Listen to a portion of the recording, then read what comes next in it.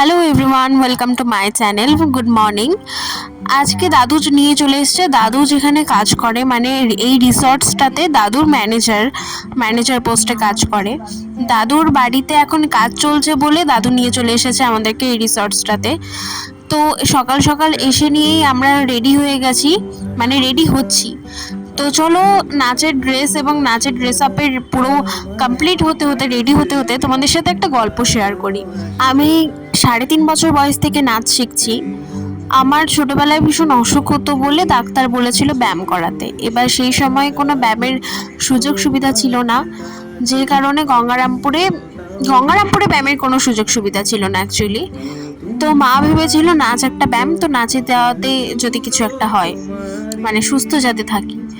তো সে কারণে নাচের জার্নি সেই থেকে আমার শুরু হয়। আজ এত দূর এগোতে পেরেছি শুধুমাত্র আমার মায়ের জন্য, এবং আমার যে প্রথম গুরু, যার কাছে আমি আজও নাচ শিখি, সে হচ্ছে বিনানিকন কেন্দ্রের দিদিভাই। যারা গঙ্গারামপুরে থাকো তারা তো সবাই চেনো। তো সেই কারণে সেই থেকেই আমার জার্নি শুরু হয়, এবং দিদিভাই আমাকে এতটা সাপোর্ট করে। দিদিভাই না থাকলে হয়তো আজকে আমি এই 7th ইয়ারে রবীন্দ্র নৃত্য পরীক্ষাটা দিতে পারতাম না, এত দূরে আসতেই পারতাম না। সব থেকে বড় ব্যাপার, হাতের মুদ্রা থেকে শুরু করে সব কিছুই দিদিভাইয়ের জন্যই। গল্প করতে করতে কিন্তু আমি অলমোস্ট রেডি হয়ে গেছি। ফাইনালি পুরোপুরিভাবে আমরা রেডি। এখন চলো যাই। এদিকে সকালের ব্রেকফাস্ট সারার পরে কিন্তু আমরা বেরিয়ে যাই আমার পরীক্ষার উদ্দেশ্যে। ভীষণ টেনশন হচ্ছিল অ্যাকচুয়ালি তখন, কারণ কি হবে জানি না, সেভাবে প্রিপারেশন নেওয়া হয়নি আমার। তো সে কারণেই অনেকটাই টেনশন হচ্ছিল আমার। তো চলো দেখা যাক। আবার গল্পে ফিরে আসি। ক্লাস 5-এ যখন আমি পড়ি তখন আমার নাচের জার্নি সেখানেই শেষ হয়ে যেত, কারণ আমার বাবার একটা অ্যাক্সিডেন্ট হয় এবং পা ভেঙে যায়।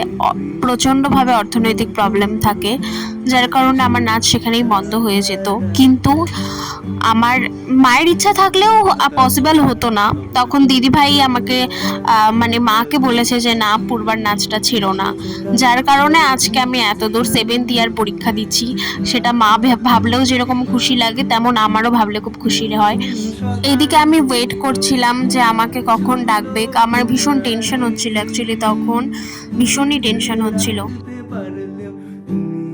এক্সাম শেষে দিদিভাই, আমি, সুরবিদি সবাই মিলে আমরা চলে যাই গুরুদুয়ারে। পাশাপাশি হচ্ছিল আমাদের এক্সামটা গুরুদুয়ারের পাশেই, সে কারণে আমরা হাঁটতে হাঁটতে সবাই মিলে চলে যাই।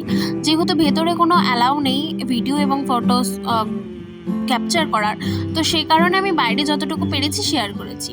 তারপরে লাঞ্চ সেরে আমরা আবার চলে আসি সেই রিসর্টসে, কারণ এখানটায় একটা বিয়ে রয়েছে। দেখো কি সুন্দরভাবে ডেকোরেশন করা হয়েছে। দাদু আমাদেরকে নিয়ে যাচ্ছিল রুমের দিকেই।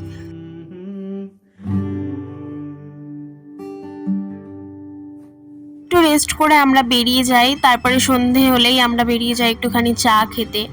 সামনেই চায়ের দোকান ছিল, সেখানেই রেডি হয়ে চলে যাচ্ছিলাম আমি, মা, দাদু সবাই মিলে। এই জিনিসটা আমার ভীষণ ভালো লেগেছে, বসার জায়গার এখানটাতেই দুটো গাছ লাগানো, ভীষণ সুন্দর। রাস্তাটাকেও এনজয় করছিলাম এবং সাথে চাটাকেও। কাল রাত থেকে মামা ভাগ্নির গল্পই তো শেষ হচ্ছে না। এদিকে আমি একা একা বোর হচ্ছিলাম ভীষণভাবে, যে কি করব বুঝতেই পারছি না, ফোন ঘাঁটছিলাম।